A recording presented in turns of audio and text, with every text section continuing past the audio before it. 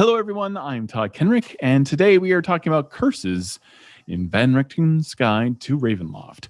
I really love this section in the horror toolkit of this book because I feel like curses are very fundamental to a lot of horror stories. A lot of things happen because of curses, whether it be becoming a werewolf or a vampire, or you desecrated a tomb, or someone who was an innocent was slain, or a murderer just refuses to go away. They somehow persist even though they've been killed. There are a lot of reasons for laying curses, and they go kind of down the entire list of what are the components of a curse and how they can be effective in the D&D space.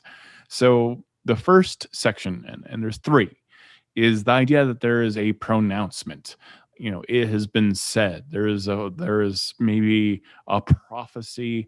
Maybe there is writing on a tomb saying if anyone goes into this area, they will be cursed for life. Maybe it's the last dying words of a dying person, some kind of sworn vow. This is all elements of the curse. And we've all seen this in all types of horror stories. That curse that is laid down, like you forever, your life will never be the same again. You have wronged me. I will never stop haunting you. You will be forever changed in some way. That is all about the laying of a curse. And so that brings us to the middle section of curses, is the burden. This is the part that is the scary bit, right? And they outline a lot of different things, a lot of different possibilities, but this is really up to you, the dungeon master, and possibly even the player, to really kind of discuss, if they're a victim of this curse, what this all means. So you might have disadvantage on attack rolls, or an ability check and saving throws, or a combination of all three. You may have 3 levels of exhaustion until this curse is taken away. You may have less hit points. You may suddenly be assigned a dark gift from the dark gifts that we talked about in another video. You may be vulnerable to one type of damage until this curse is lifted. Or a monster may be endlessly hunting you, trying to kill you, as long as this curse occurs. And even if you kill it, it will rise again, maybe, and continue to hunt you. It's very scary stuff. It's the idea of a monster that never dies, that is always relentlessly pursuing you, just like this curse. Now, they've got the third example, which is the resolution. How do you break this curse? Do you make amends? Do you return some piece of treasure from a hoard that you were never supposed to touch? Do you slay the creature that cursed you in the first place, or perhaps slay their most feared enemy? There's all kinds of different ways a curse could potentially be, lifted. Or maybe you're protecting someone from some kind of threat, someone that was a loved one to the person who had cursed you in the first place. Some way you need to make amends and possibly remove this curse. And they've got also a sizable amount of crunch of rules into how you would remove a curse as well in here, how to deal with persistent curses. And it's all really great stuff. I'm really impressed with this section because I find curses to be the more nebulous, the more unknown type of thing. And the idea that a player character also possibly could lay down a curse is very tantalizing as well. I think these persistent curses are also got more teeth to them, specifically because if everything can be removed by a remove curse spell, nothing is scary. That's my problem with remove curse in D&D, and it has a detrimental function in Ravenloft if you can just nope out of any scenario with remove curse. So they do have rules that make it significantly more difficult for a remove curse spell to actually be effective, and I think that's very important. I think it's more fun to follow the narrative than just go find a cleric and say, hey, remove my curse, and then everything's fine, and then there's no lesson learned and there's no story had. I have very strong opinions about the spell remove curse, especially when it comes to horror. So they deal with all that. They do have a number of really fantastic sample curses. They've got the Ancient Seal. It's this warning has been carved into a tomb or some piece of stone. A relentless death follows those who disturb this area.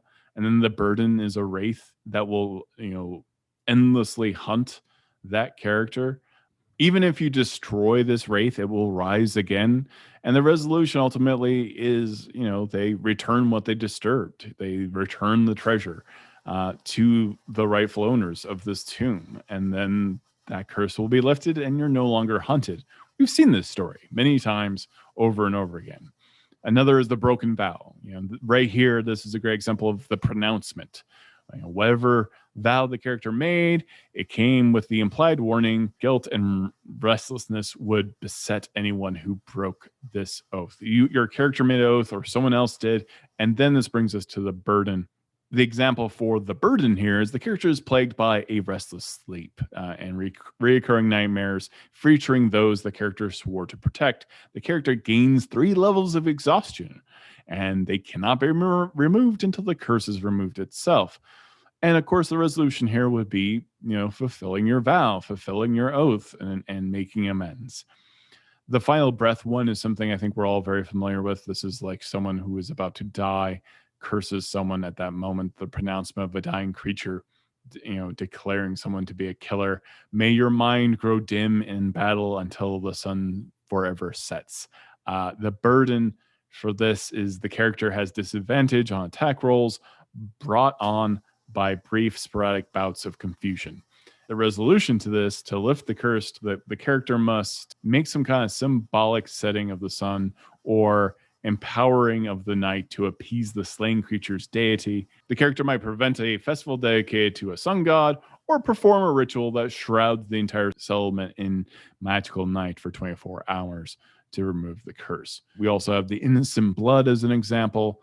The pronouncement is here that a dying victim spits the final words: "You shall spill innocent blood until laid low by the moon's bite." And the character is effectively cursed to be a Lugaru. This is the most dangerous version of lycanthropy, and it's my favorite version of lycanthropy that you'll find in D&D, and I have a whole nother video just about the Lugaru and why I feel it's important. And the resolution: this curse can't be broken until the character is reduced to 0 hit points by a silvered weapon.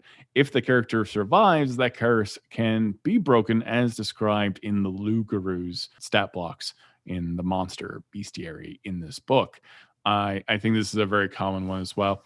And it's, if you saw Bram Stoker's Dracula, I think you could easily make the case for turning someone into a vampire with this curse. It provides you maybe a hints of the origin of werewolves and lycanthropy and vampirism, that someone was cursed by somebody else. And it created this kind of effect. And especially coming from an innocent person, from some tragic element, that makes a lot of sense for this to be something deeply severe. And so that's the curses in Van Richten's Guide to Ravenloft. They give you a ton of examples of the type of burdens that a curse can have on both players or NPCs. It's really good guidelines for this type of thing. And I just love it because it empowers any NPC to have a lasting effect on the plot and the story that you are trying to tell together. And I think it's really cool. So that's my take on Curses in Van Richten's Guide to Ravenloft. It is a fantastic book. It's one of my favorite source books of all time. I highly recommend it. If you want to support more videos like this, you can just subscribe, hit the bell so you're notified when we have more D&D videos coming out. We also have a Patreon link and an Amazon affiliate link in the description below. Thank you so much for watching. I hope you guys are excited for this book.